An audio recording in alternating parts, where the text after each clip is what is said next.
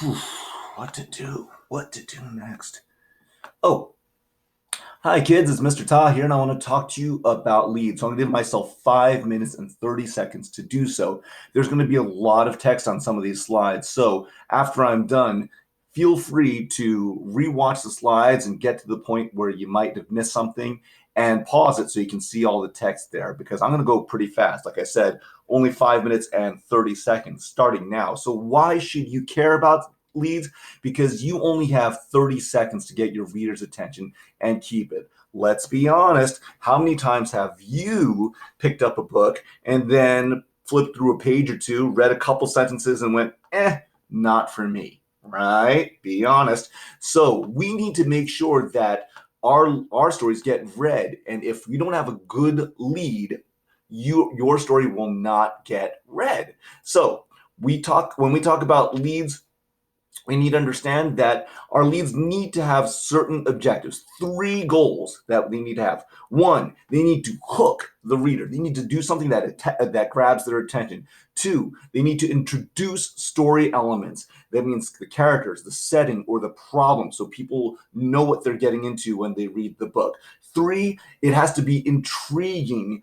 It has to intrigue the reader to wonder what happens next in the plot. To be intriguing means to make people wonder. And if your lead isn't doing all of these things, you've got to revise it, add stuff, change stuff, or cut it completely, or cut things that are not important to it. So I'm going to talk about three strong basic types of leads that every writer should know how to do. There are tons of great leads. These are the three I think that are really, really important, basic ones that everyone should know. One, dialogue lead. Two, the description lead. Three, the drop into action lead. Let's start with dialogue lead because I know that a lot of you guys already have some familiarity with the dialogue lead. So when we have dialogue leads, have the characters discuss something that is important to the plot. So here's an example of one right here. I'll read it to you. That's another game I've won, little brother. You make this too easy, my sister said, taking my last checker off the board. Care to be beaten again? Nah, I said. This game is boring anyway. You only say that because you always lose, crybaby, she sneered. It doesn't matter what you play anyway because you always lose. Oh yeah? I retorted. Wanna bet? You think we know what's going to happen next? We know that it's going to be about some sort of rivalry between the siblings, and of course, maybe another game becomes involved. The important thing about dialogue leads that I think we need to understand is we have to cut the boring stuff. Skip words like hello or good morning. They don't help develop anything. Don't have characters just have a conversation, just have a conversation. Make sure we go right to the interesting part of the conversation that develops the plot. Next, description leads. Try to make readers pay attention to the most intriguing character or setting or object related to the plot. And again, remember, intriguing means it makes people wonder. Here, let's describe a character. My big sister is practically perfect. I know this because everybody reminds me every day. Why can't you be more like Jessica? Jessica is pretty, popular, and gets straight A's in school. She plays the piano and is in the glee club. She plays field hockey in the summer and she's on student council. She's helpful around the house and everyone loves her. Everyone except me. See where we're going with this? Again, we understand that there's going to be some sort of rivalry. How about a different one? We'll do a setting one. A different story entirely. The old house sat on its overgrown lot, practically begging kids to throw rocks at it. The lawn, with its yellowing grass as high as a fifth grader's waist, frequently trapped random pieces of trash blown onto it, making it seem even more like a junkyard. With its peeling paint and sagging porch, it looked as if it had been abandoned or that the owners just didn't care enough to fix anything. I'm glad we don't live next to that house, my mom would say. Kids in the neighborhood called it the ghost house or trash house. What do you think this story is going to be about? I think you know. How about an important object? Jenga is a game played with 54 wooden blocks stacked in a tower 18 layers high. The rules are simple. Players use one hand to remove a block from one of the lower layers and stack it on the top.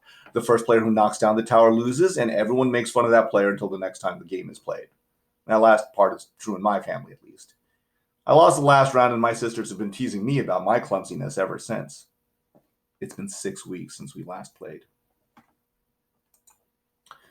Now we'll talk about drop into action leads.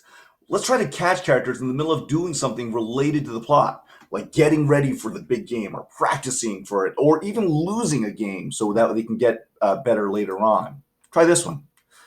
All right, you can do this, I said to myself as I carefully tapped each block of the Jenga tower. This was the furthest I had ever played against my sister without knocking the precarious wooden blocks down.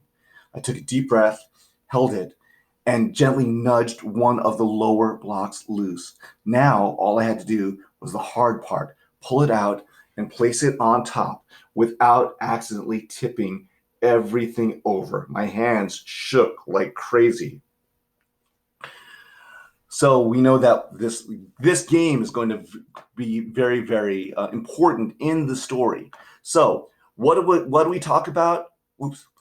We're talking about how in Action Leads, we cut the boring stuff. Nobody wants to read about you waking up or eating breakfast or playing video games unless it's specifically related to the plot. The plot is key. So we make sure that we're going to go there. So when you think about your leads, remember, you've got to accomplish three things. Oh, I almost made it. Hook the reader, introduce story elements, and intrigue the reader to wonder what happens next in the plot. If it's not doing all these things, revise it, add stuff, change stuff, cut stuff, experiment with a different lead. Remember, it is so important that your lead is good, so don't shortchange it by only writing one lead. Try a different one, try 3, because it is one of the most important parts of your stories. If you don't have a good lead, your story will not get read. I did go a little bit over, but at least I didn't knock the Jenga tower down, and that's pretty awesome.